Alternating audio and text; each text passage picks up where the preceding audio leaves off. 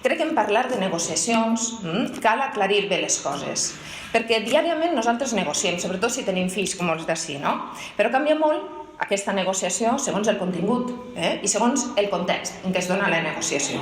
No és el mateix negociar a quina hora se n'anem del parc, que segur que tots perdem, que negociar si les persones amb mobilitat reduïda poden gaudir de la ciutat com fem la resta.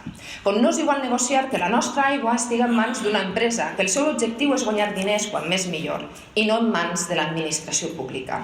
Els drets i el benestar de les persones no poden ser objecte de negociació, perquè implica defensar que podem assumir que hi ha persones que tenen menys drets que altres, perquè implica utilitzar el benestar de la gent del coll en benefici personal i de partit. I això, des de partits pretesament d'esquerres, no es pot fer, perquè si es fa, es converteix en un partit de dretes. Això és arribar a la política, obrir portes i finestres i que acabe fent tot la mateixa pudor. Fa dècades que Esquerra Unida del País Valencià i després guanyar vam decidir fer una oposició responsable i arribar allí on altres no arriben, a identificar i denunciar quins són els problemes que s'han de resoldre per a que la gent visca millor, sobretot la més vulnerable.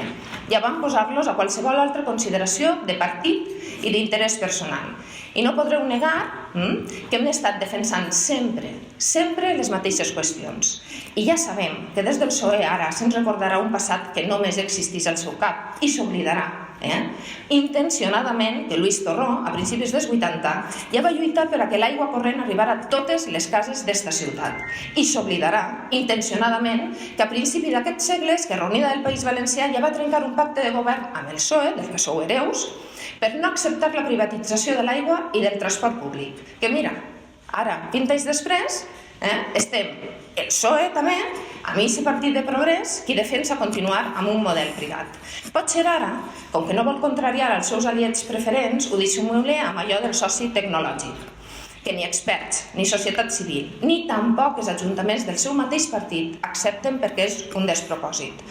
Guanyar i Esquerra Unida, anteriorment, hem estat sempre al mateix lloc. No som nous en aquesta lluita.